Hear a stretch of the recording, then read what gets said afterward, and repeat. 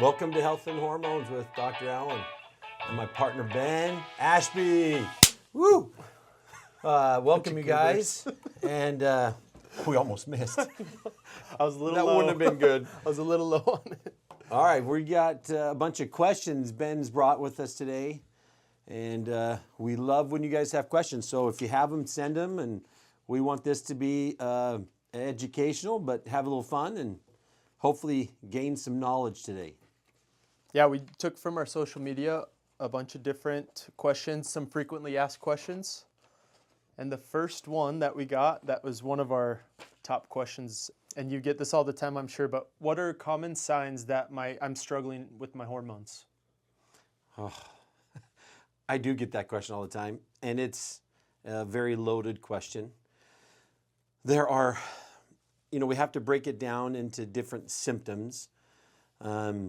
I think the most common symptom that I would think that people complain about is fatigue. I feel like being just more tired than either your people you work with or your friends or your classmates. Hitting a wall in the day that you just can't seem to get through. And then the for sure way is when you start self-medicating with energy drinks or coffee or caffeine or pills, and even that gets to where that's not working. Okay. So that would be probably the number one symptom. And then in women, I would say it always has to do with how their cycle is. Is it regular? How's the flow? How heavy? How much pain? Unfortunately, in medicine, it's been accepted that women can bleed for 5 to 7 days, and cramping is acceptable, and pain is normal. And having worked in hormones for so many years, that's not true. And so, just this last week, somebody came in and had been losing so much blood. So many heavy clots, and was told her whole life that this is normal, and it's at the point where she's now having fatigue from like severe anemia because she's lost so much blood. And so again, how easy, light, and wonderful the cycle is, which is what it's supposed to be, is a very telling sign that your hormones are struggling for women. Now for men, when I first noticed my hormones were off, I was super tired, and then I got grumpy. I didn't have patience. I would snap at my kids for the most easy problem. The saying, don't cry over spilled milk. Well, that's not me. I would lose my marbles over something simple like that. And so what happens with men is they get to where they're short and they're angry, and little things get them agitated, and that's a sign that their hormones are going out of balance. And as men get older, they go through what's called the midlife crisis, and that's always has to do with hormone imbalance. So those are a few things. To summarize, unwarranted fatigue is a main sign. Absolutely. If So somebody's got fatigue, you're not running marathons and you're not working out hard every day, but you hit fatigue at a 2 o'clock wall, and there's no reason why you should be tired. get checked. Okay. And there's lots of easy tests to check, and there's so much you can do for that. You don't have to suffer with fatigue. Irregular, heavy periods, you don't have to have that. And just to be clear, and I could be speaking out of turn here, but it's not just testosterone or progesterone that you need in that case. It could be a simple vitamin D, correct? Totally. Absolutely. Or a vitamin B, or something that is 100%. very, very non-invasive, if you will, or something that most people would totally be fine taking. Exactly. Or it could be that their sugars are high, right, and their cholesterol is going high, and so it could be just some dietary changes, right? Because eating right will totally help your hormones. Exercising right does the same, and so we always want to start with that. But there are some times where patients are doing that. They have made those changes, and yet they're still feeling some Then we hormonal look balance, deeper. or tired, or sluggish, or moody, or grumpy, or they can't sleep. And there's just so many different symptoms. But that's when they come in and get checked. And man, it's amazing how quickly they can feel better. In women, you said their cycle is really what their Either- hormone imbalance or balance revolves around, right? Sure. So they can determine whether they're balanced or not by how heavy or how difficult or how painful or If they're irregular. regular and they bleed less than 3 days, 2 days is ideal, then they are perfectly healthy. If it's heavier than that, then there is some imbalance going on in their hormones. Then you said with men, mood. Mood. Okay. When he's grumpy, please get his hormones checked. If he's tired, if he's having to, drink energy drinks just to get through his day, those are easy symptoms to get that help people feel better. What if you just like energy drinks? Asking for other people. They are good tasting. Excuse me. So we were just talking about the way imbalance in hormones may show in men could be through their mood. Yeah. Which leads us to another question we get, which I'm a little offended by this question because my wife might have put this on there. But is male menopause a thing? Well, let's break that down first of all. Menopause. What is menopause? Okay. That talks about menses, which is the medical terminology for a period, and then pause or cessation, right? So it's when a woman stops having a period, and that's all it means, right? That's all menopause means. And so I guess do men have that? We'll get into that in a second. But for a woman, Anatomically, no. right? Anatomically, no. Yeah. But for a woman, a common question I get all the time is, well, when do I get out of menopause? Well, if menopause stands for I'm not having periods, the only way to go back to being out of menopause is by having periods. Again, okay. And so the most common misconception is for women to think they're out of menopause, and that's not the case. Okay. All it means is their menopausal state has progressed to a point that their body cannot send any more triggers or warning signs saying that they're in menopause, i.e. hot flashes, night sweats, mood swings, the weight gain. All of those normal symptoms that happen once you stop making every hormone, well, the disease just progresses until other major things happen, which one of them is, if you look statistically, women have the same risk of heart disease once they're in menopause, which means they stop having hormones protect them from heart disease. And so that's just a progression of menopause is heart disease. Alzheimer's is a progression of menopause. And we can go through and there's a lot of other health issues, but menopause means they stop making hormones. Well, can men have menopause? Well, it's actually called andropause. That's the male terminology, and it's the same thing. Men stop making hormones, and their body starts to deteriorate and have a lot of other health issues. What I would tell you is, in menopause, one of the symptoms that I see progresses is something called brain fog. Okay. You're just, I can't remember. Like, people now come in all the time. I'm having some form of dementia. I can't remember my brain. I can't think as clear, and that has nothing to do with dementia, at least initially.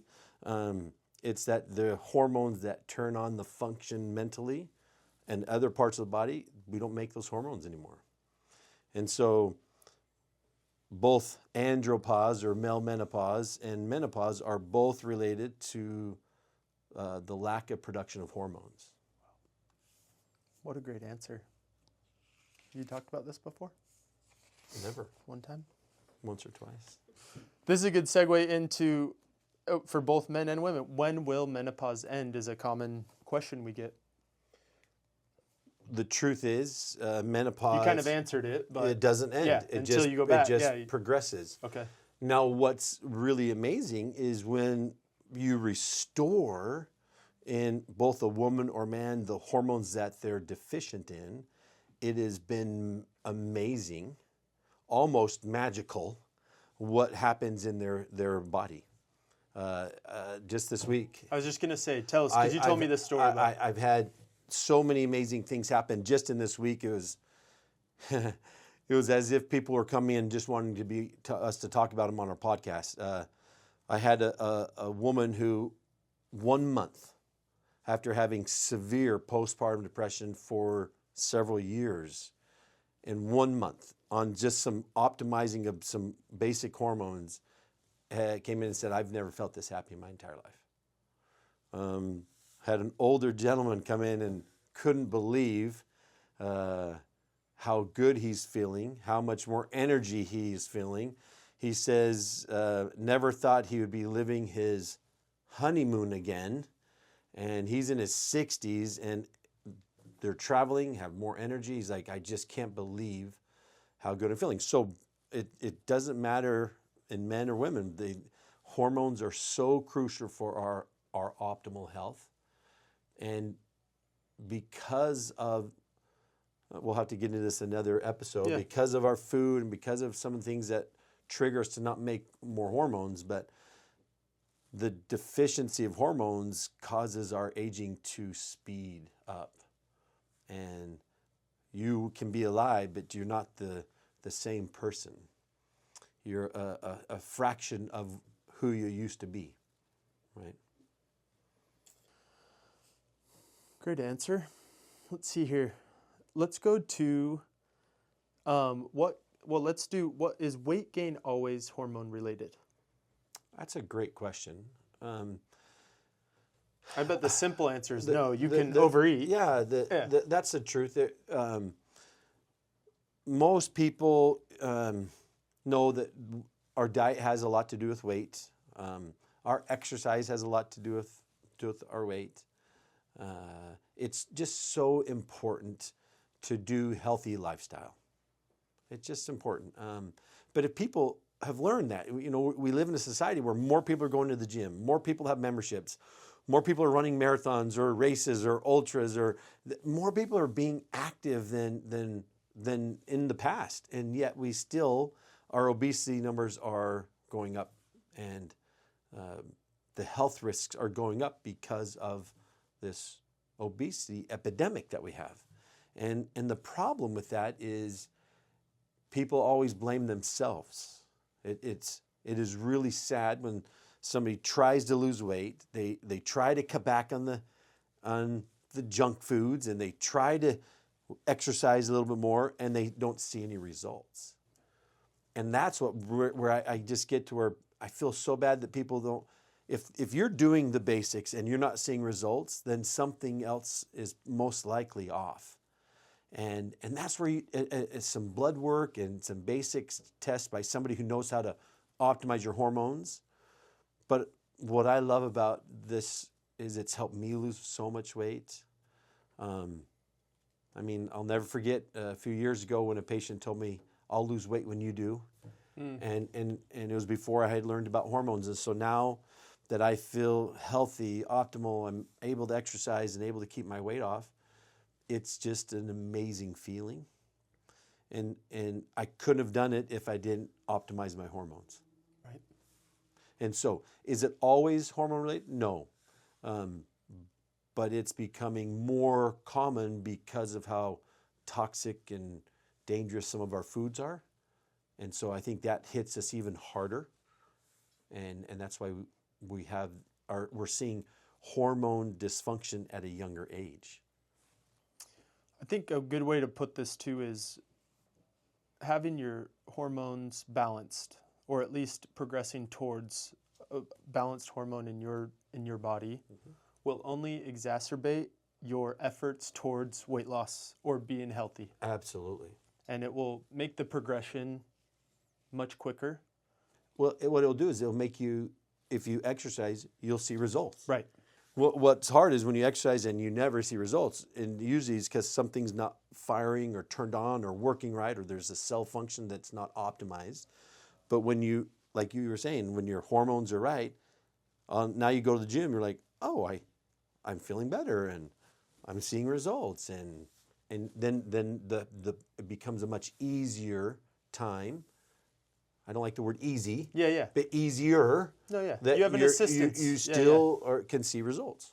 We have a patient who I know and I've talked to outside of the office, but she works out with a couple other ladies every day, or a couple times a week, and she's a hormone patient, and she started saying that the friends were getting frustrated because her gains, as they call them, Sure. the cool kids call it, her gains were going up quicker than theirs, and she would never be sore, and just there was a lot of things that they started Wait, so to she's see. feeling younger? Is that Right. Because that's what happens when your body wants to. You can lift the weights and be stronger and recover and then do more. Yeah. And it's awesome. So one of them came in this week as a new patient. So I mean, awesome. yeah. So I mean, they're excited to see how they will feel Sure. while having their hormones balanced as well. So It's awesome. all right, Doc. Another common question is, can I use an IUD to treat my endometriosis? And your response is? Well, let's kind of understand what the question. endometriosis? Yeah, let's understand what they're asking. Endometriosis is a very painful, frustrating, heartbreaking medical condition that women suffer with. And it is when, because of a hormone imbalance, women are making more of the endometrial lining, the lining that prepares the uterus for pregnancy, Okay. right? And so they make too much of it. So either it's too much inside the uterus.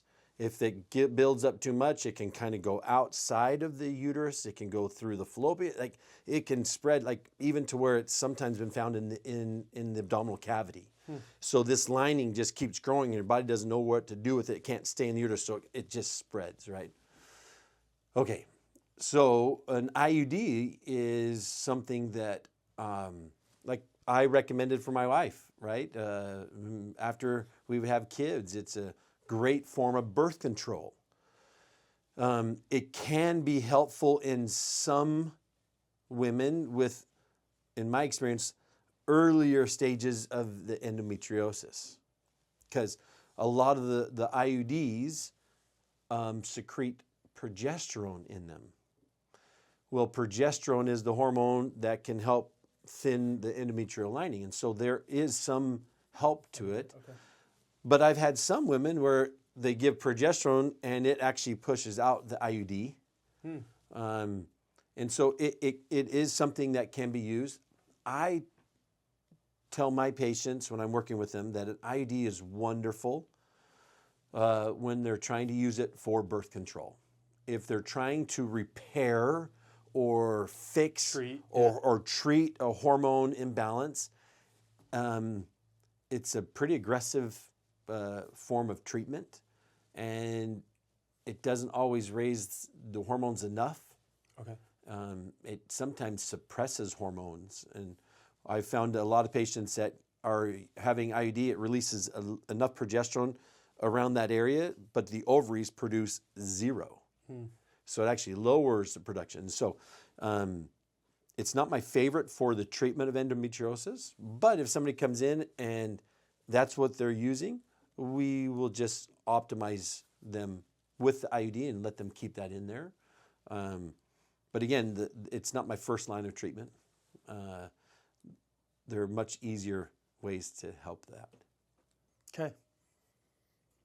Our last question. Okay. What about using birth control for period pain? Okay. Well, let's talk about period pain and then kind of break that down so everybody knows about that. Again, normal cycle, the estrogen and progesterone are going up and down, right? And when they're in a good harmony, or when the release of both the hormones is appropriate for that woman or young lady, again, the period is wonderful, light. But unfortunately, we're seeing even at a younger age, some girls that are having PMD or PMS, and then it goes into PMDD, and then can go into endometriosis or adenomyosis or whatever. It can just progressively get worse. Most of the time, PCOS is the underlying cause, or polycystic ovarian syndrome. So at a younger age, a lot of doctors have put girls on birth control pills, and they're seeing results. The problem is a birth control pill is giving most of the time estrogen and progesterone. So it tricks the body to thinking that they're making estrogen, and so it kind of shuts off their natural production of that. It can be used for the pain associated with periods. It can be used for acne, for example. It's a lot of young women will use it for acne. But again, there's other ways of naturally restoring that pathway. But again, I'm not against birth control. It's not natural. They're what we call a synthetic hormone. In some patients, it works well. And so if they're on it and they feel good, wonderful. Don't change. You don't need to come over and do hormones with us. But if you're like a lot of my patients that are on a birth control pill, sometimes by adding more estrogen or more progesterone actually makes them feel like they're going crazy. Because they're already high with their estrogen and now we add more, they feel almost psychotic. They feel like they've lost all control. And a lot of their symptoms just progressively get worse that they end up not even taking it. If that's the case, there are much easier treatments and vitamins and supplements to help kind of restore that balance. But again, birth control pills for the use of not wanting to get pregnant at the time, that's a great reason for a young woman to be on that. If they're working on their career, if they're working on their education, their doctorate, whatever they're studying, if they're trying to build their professional career, we're okay with that. There is some studies showing the longer you're on that, there are more risks associated with that. So again, if we can do a defined period of time and get some help that way, it's wonderful. Otherwise, my favorite thing is have them come in, be off the birth control pill at least a month so we can get an accurate blood test, and then let us optimize their hormones, and then they get all the benefits of each and every hormone that gets optimized. Amazing. Yeah. If you guys want help, if you want to get optimized, or if you have more questions, send them our way. Check out our podcast and join us on this movement to get healthy and hormonally optimized. I'm out.